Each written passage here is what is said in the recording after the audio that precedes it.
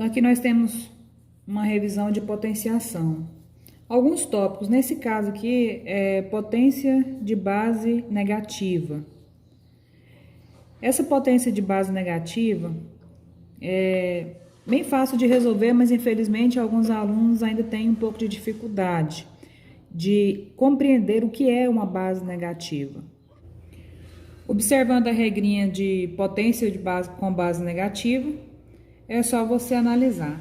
Base negativa, expoente par, resposta positiva. Base negativa, expoente ímpar, resposta negativa. Memorize isso ou anote. Com base na regrinha, agora resolvemos. Base negativa, expoente ímpar, resposta negativa. Então, negativa, 2 ao cubo, 8. Coloca esse mais, abre o parêntese, porque a resposta lá de dentro tem que permanecer dentro do parêntese. Ah, professora, mas eu não posso fazer direto? Pode, se você tem costume de fazer direto, fique tranquilo, pode fazer. Mas eu preciso ensinar passo a passo para aquele aluno que tem mais dificuldade. Base negativa, expoente par, resposta positiva. Coloco 3 ao quadrado, 9. Os alunos sempre me perguntam, e se eu não colocar nada? Colocar não pôr mais, colocar nada? Claro, gente, quando não tem sinal, representa positivo. Se você já tem essa compreensão, ótimo. Seguindo, vou descer esse menos, novamente, abro o parêntese. Base negativa, expoente par, resposta positiva. Olha a importância dessa regra. 1 ao quadrado, 1. Menos. Base negativa, expoente ímpar, resposta negativa. 2 elevado à quinta, 32. Pessoal, tem um detalhe aí que eu esqueci de frisar e é muito importante. O que é que caracteriza uma potência de base negativa? Para você dizer que a potência tem base negativa, é importante que esteja dentro do parênteses essa base, viu? Porque se ela estiver dentro do parênteses, isso significa que tudo isso aqui está elevado a 3. Quer dizer, essa potência é dessa base inteira, certo? O parêntese aqui representa isso. Se não tivesse o parêntese, não estaria representando que tudo isso estaria elevado ao cubo.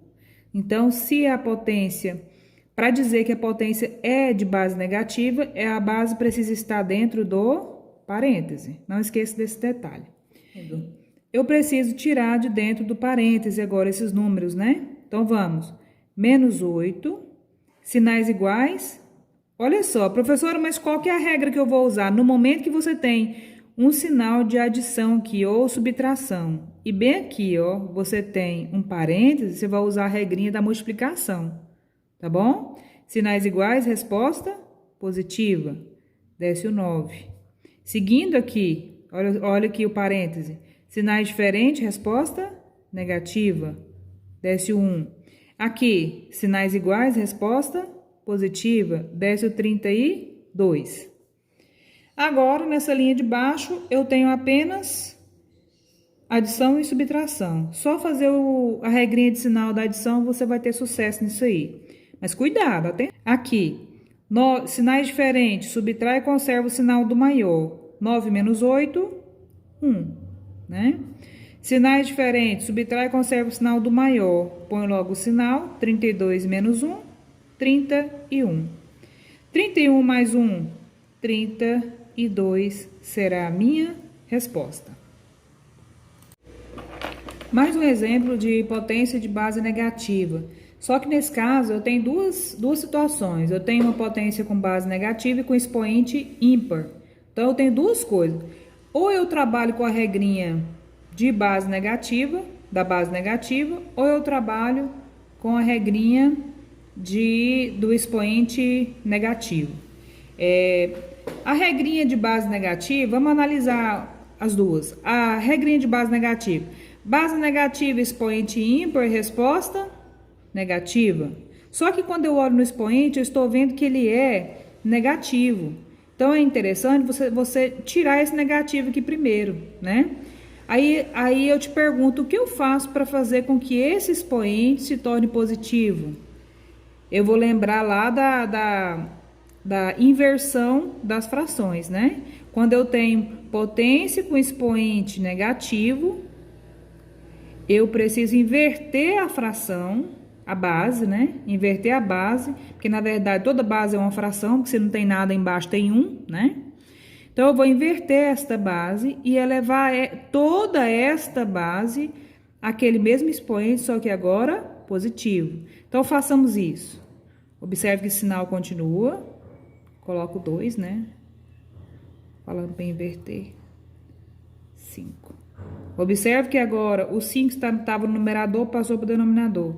O 2 estava no denominador, passou para o numerador, certo? Você não pode esquecer de colocar esse parêntese, porque senão isso não caracteriza que esse expoente é de toda a fração, né? Então, não pode esquecer. Coloco o 3 aqui, só que agora positivo. Beleza.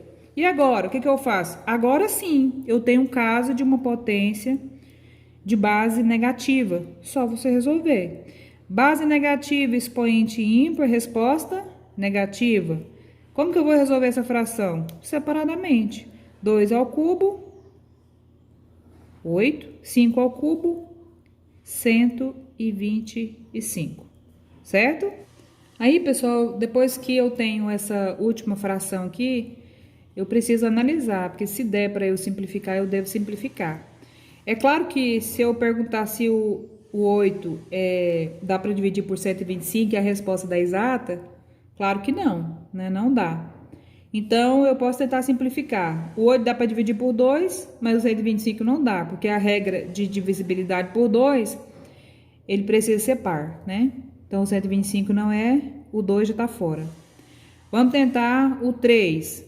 Divisibilidade por 3. A somatória dos algarismos precisa ser divisível por 3. Vamos lá. 1 mais 2, 3. 3 mais 5, 8. 8 é divisível por 3? Não. E nem esse 8 aqui em cima. Então, ele não é divisível por 3 também. Por 5?